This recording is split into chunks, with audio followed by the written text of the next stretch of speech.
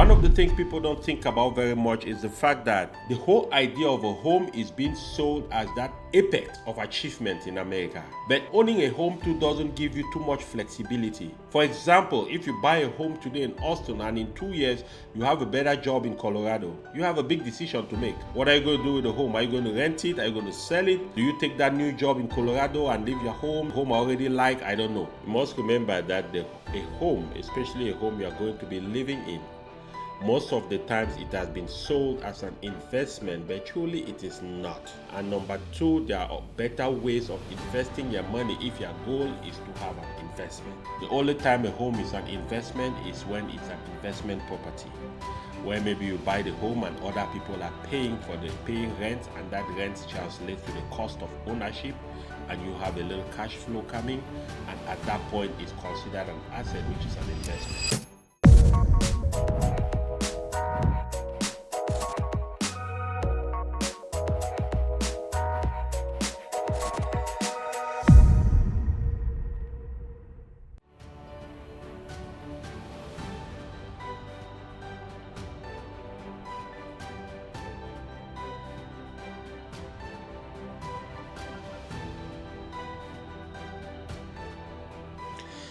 I am sure if you're renting right now or you've ever rented in your life, there are times during that process when you felt like you're throwing money in the wind, where you felt like you're just dropping your monthly rent into a toilet and it is going for no benefit. And of course, if you've ever bought a home or if you actually have a home right now, I know especially with the increased cost, increased inflation in the economy, that mortgage feels like a burden. You might be struggling right now with the financial weight of a mortgage that you feel like sometimes is not worth the pain of having. You know, there are good arguments on both sides of the coin, and I have been there. I have rented and I have bought multiple homes and even foreclosed on some. In this video, I want to talk about the pros and cons of the rent versus buy argument. It's not only talking about that, but I'm actually having a live conversation with a client of mine who reached out to me with the need for advice as to whether to leave his 2-bedroom apartment that he is renting right now to go buy a house that will increase his cost by about 35%. Of course, there is no one right answer that fits everybody, but this video is going to educate you on how to think about this, how to think about buying a home.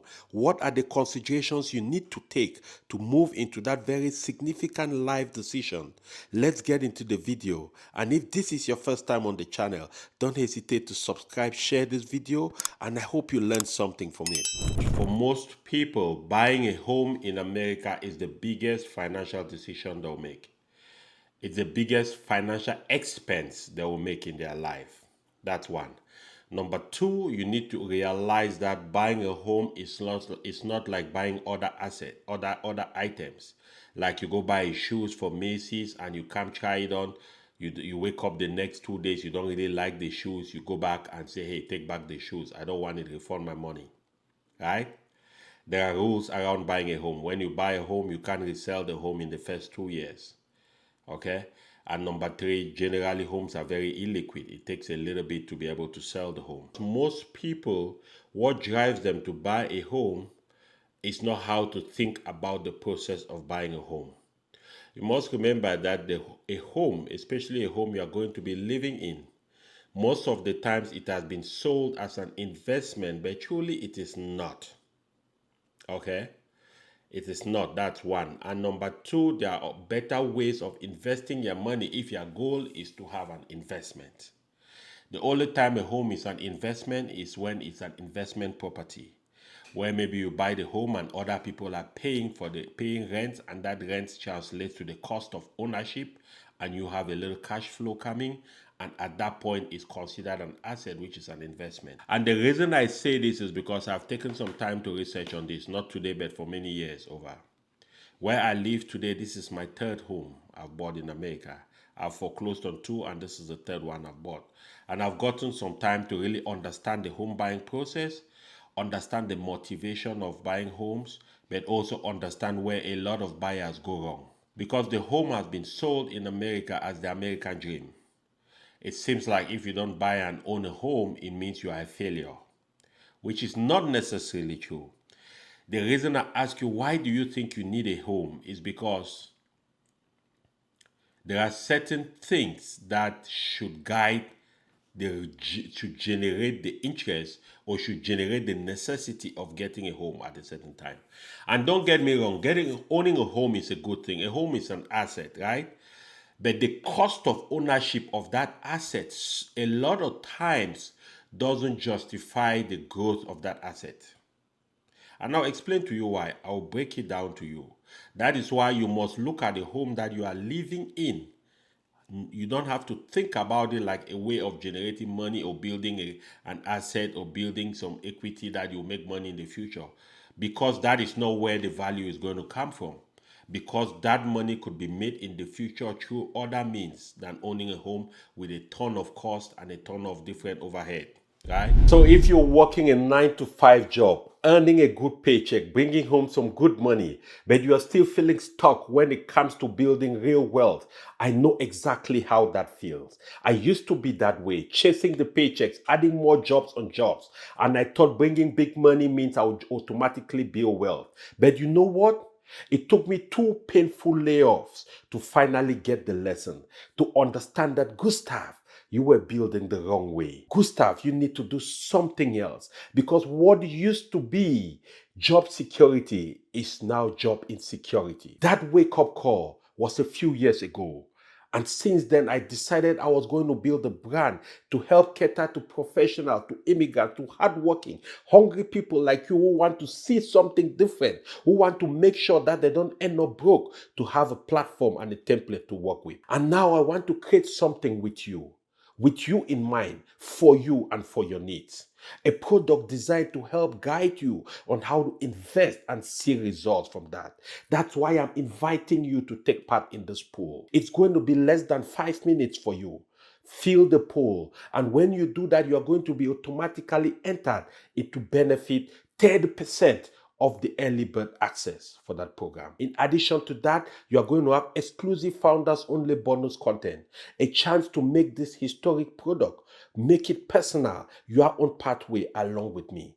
So click on the link below and complete the 5 minutes poll, because you know what? I just don't want to build something. I want to build something with you in mind, with you participating and making sure that it meets your needs. I will see you on the inside. And by God's grace, I will see you at the top. Let's talk about some key considerations which you need to keep in front of you when you are trying to buy a home, or when you are thinking about buying a home, right? The first very important consideration is financial readiness. Most of the times you would have to put a down payment, sometimes 20%, sometimes it could be less. It depends on the kind of loan you are going for. But for most people, it's about that 20%. If you don't have a 20% down payment, then you are going to pay something called a mortgage insurance. A mortgage insurance, basically you pay that when you are not able to put 20% down, 20% of the value of the home. So what that means is, if the house costs $100,000, you have to put down $20,000. That is the down payment. So the first thing is financial readiness, being able to put down the down payment for the home, right? And then there is also being able to put down, so to be able to afford something called the closing cost. That is about 1 to 2% of the home. Then you also have to plan for repairs. Generally, homes need repairs every year. Something will break, maybe the washer, the cupboard, the this, the that, right? And so generally they estimate that to be somewhere between 0.5 to about 2% a year of the cost of the home. Okay. In addition to that, when you are also buying a home, you have to make sure you have 3 to 6 months of emergency savings put on the side, so that in case something happens, then you can still continue to pay your mortgage while you are trying to look for a new job, or you're trying to get yourself settled, and you're not going to be kicked out of your home, right? The second key consideration is stability. One of the things people don't think about very much is the fact that the whole idea of a home is being sold as that apex of achievement in America. But owning a home too doesn't give you too much flexibility. For example, if you buy a home today in Austin and in 2 years you have a better job in Colorado, you have a big decision to make. What are you going to do with the home? Are you going to rent it? Are you going to sell it? Do you take that new job in Colorado and leave your home? It's a home I already like? I don't know. Right? So stability. Stability means, are you planning to stay in that same area for 5 to 7 years? Because generally, first time home buyers are encouraged to be in their home for 5 to 7 years before thinking of letting the home go, selling it, or doing anything like that with the home, right? That's usually the break even horizon for buying that makes financial sense. In the sense that until you live in the home for between 5 to 7 years at least, you haven't really started balancing the cost of what you got the home for and the enjoyment of the home and the benefits and the equity and all those other positives that comes with owning a home. So you must think about that stability. How long are you going to be around where you want to buy the home? The third thing, debt and credit. Because when they'll be judging your credit score is very important because you're going to be taking a loan unless you already have, how much is the house? 400,000 or something? About 400,000. Unless you already have $400,000 to put and take the house, like you buy a piece of bread in the grocery store. Even if you did have 400,000, I wouldn't even advise you to go pay the entire house for that, right? But debt and credit, most people will use credit to buy the home. And to be able to get a loan, you need to have a good credit score, right? You need to have a good credit rating, right? Do you have manageable debt? Because when they are judging your credit rating, they look at how much you make, how much you have to spend every day for life, your rent, your feeding, your car, and then what is left over for you to use to pay debt. And generally, when they are looking at qualifying you for a mortgage, your debt to income ratio shouldn't be above 30%. That's to put you in a good place where you can qualify for a good interest, because the interest rate on the loan also matters. Because you must understand that with mortgages, the mortgage company front loads their interest rates. So what that means is the first 10 to 15 years of your life paying a mortgage, about 75 to 80% of what you pay every month as a mortgage, 75% of that amount only goes to pay the interest rates for that debt. Only about 20 to 25% goes towards the actual debt. I don't know if it makes sense. Only that goes towards paying down the principal on the house. So debt and credit. How is your credit? Are you somewhere around 650? Are you somewhere around 700? Are you somewhere around 750? Are you positioned to get the best interest rate on the market? That is the third thing.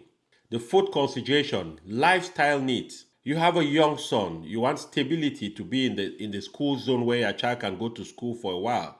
So when you're buying the home now, you have to be thinking, what school district do I want my child to go to? Am I sure that's the district I want to have my child there for 7 to 10 years? Do that make sense? Because now when you're thinking about your lifestyle, what's the space like? What's the house like? What's my enjoyment of the house? Because most of what you'll be paying a mortgage to own a house is actually just for that enjoyment of a house. Because all the things you need a house for, you can get it without that cost. The accommodation, a safe place, you can get all of that without necessarily getting involved with the cost of a mortgage and all of that. So the lifestyle is very important. That's one consideration. The fifth consideration, your market conditions, right? What are housing prices like?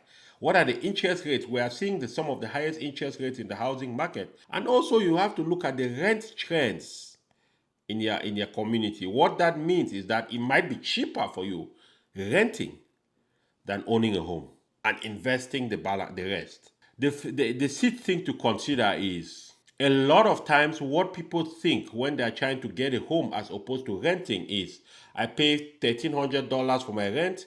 If I just add 700, that is $2,000. I can pay the mortgage. There are a lot more costs to owning a home than a mortgage. When you own a home, you pay the mortgage, you pay all the bills, electricity, heat, water, all of that. You also have to realize that a lot of those bills are going to rise. Why?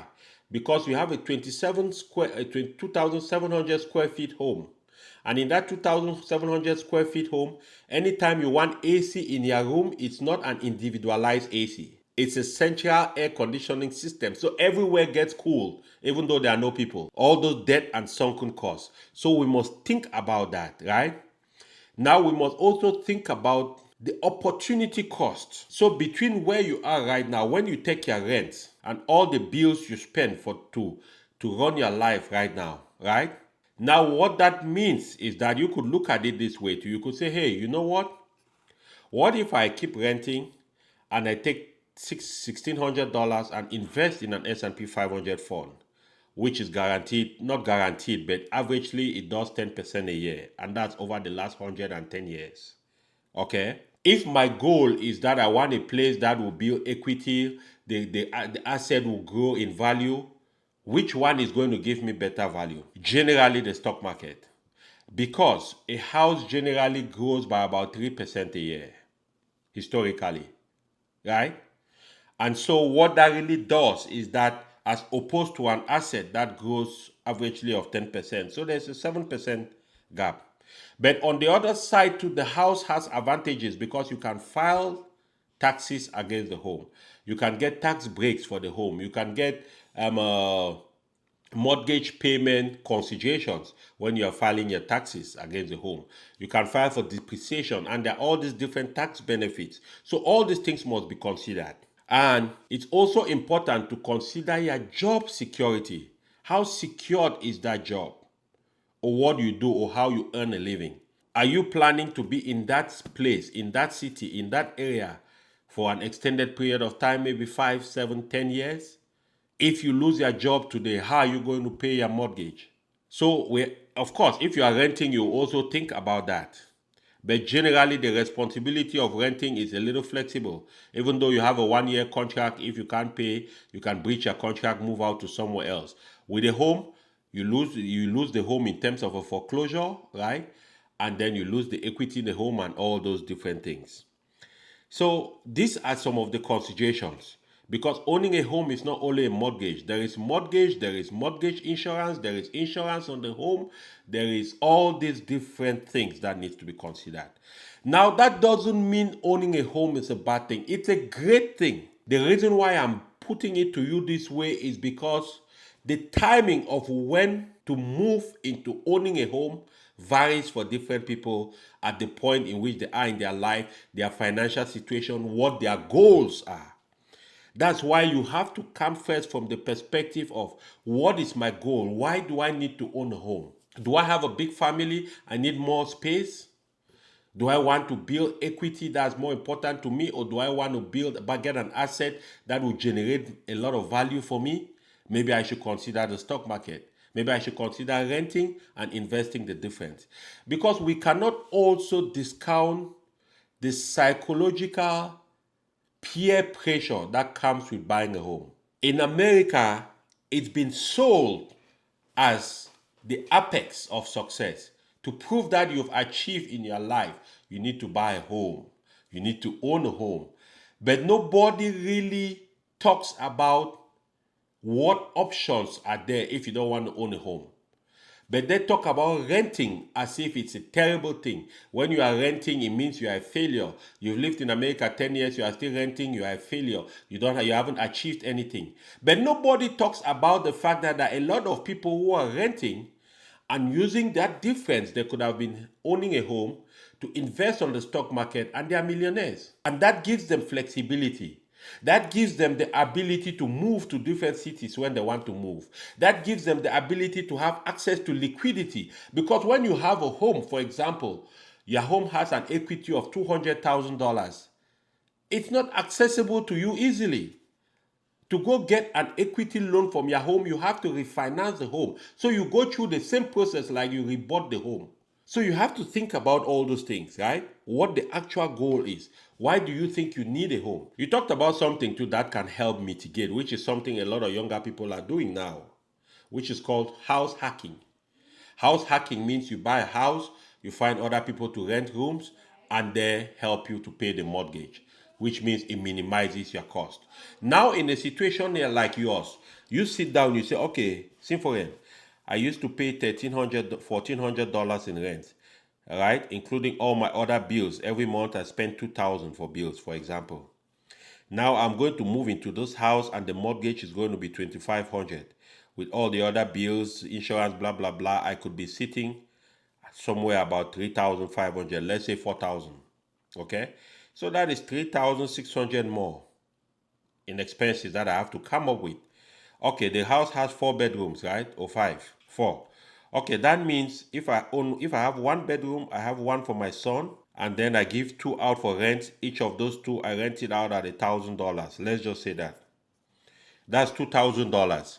So of that $3,600, I have saved $2,000 by having renters in the house. So I still have to come up with 1,600 plus my 1,400.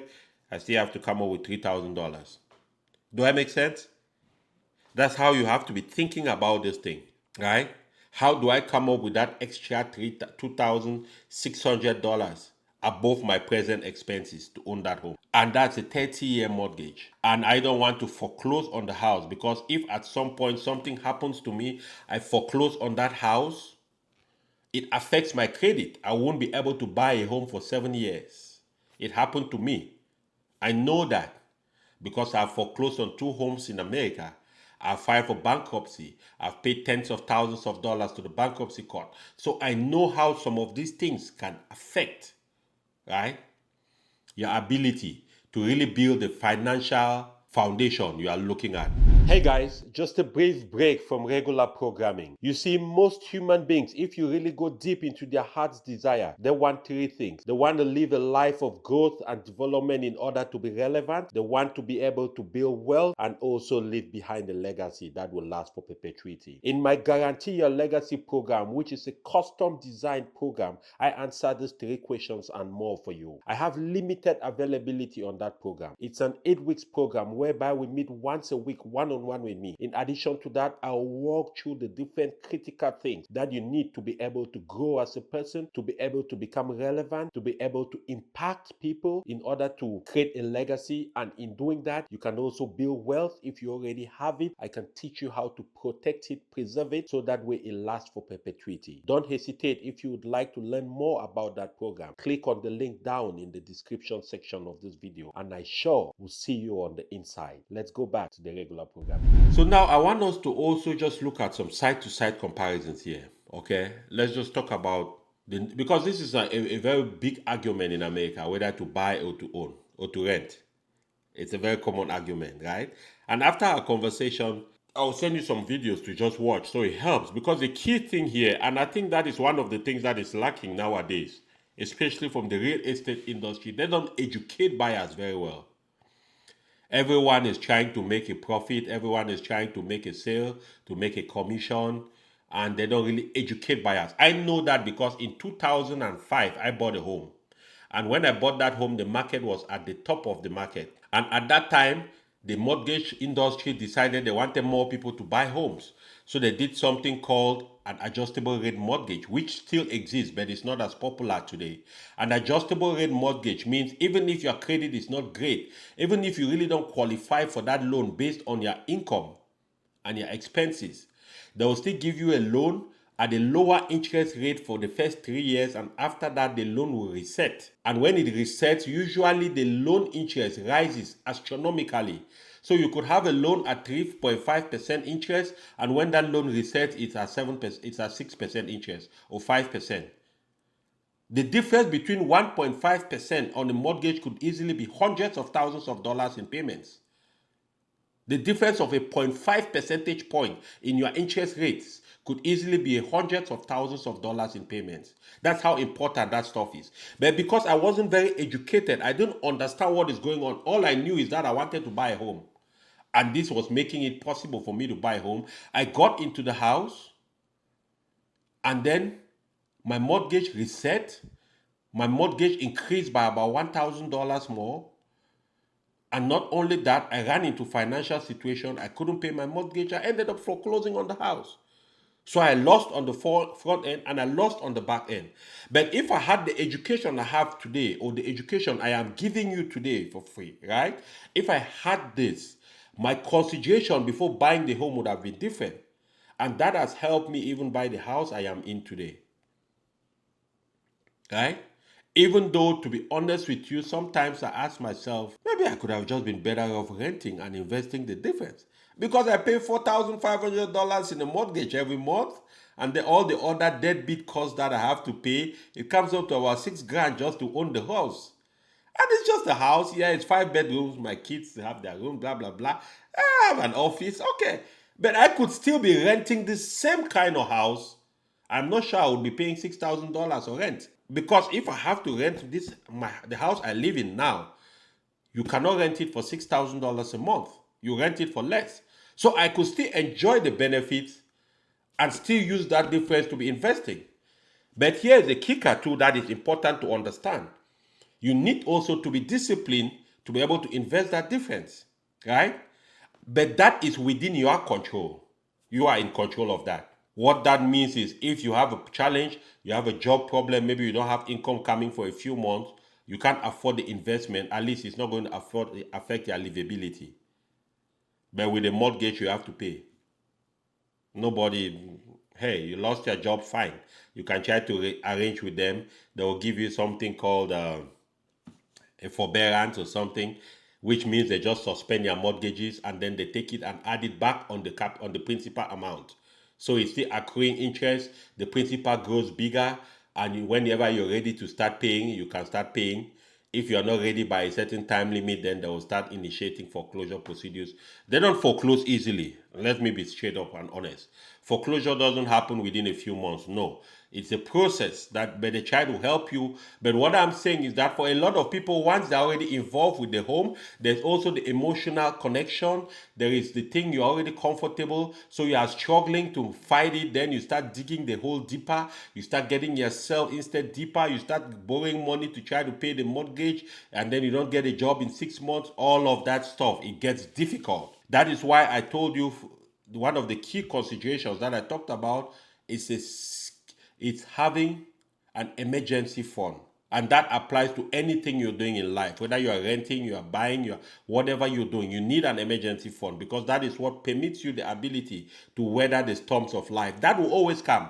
So why do I share this? Because the mistake I think a lot of us immigrants make when we come to America, and this is not anybody's fault, but it's just lack of education, is that during our younger years, even though we don't have as much earning power, but we should be supercharging our investments. Because what that does is that if we front load the investment as much as we can, number one, it builds that discipline, it builds that understanding and the willingness to make that sacrifice. But number two, it buys us time.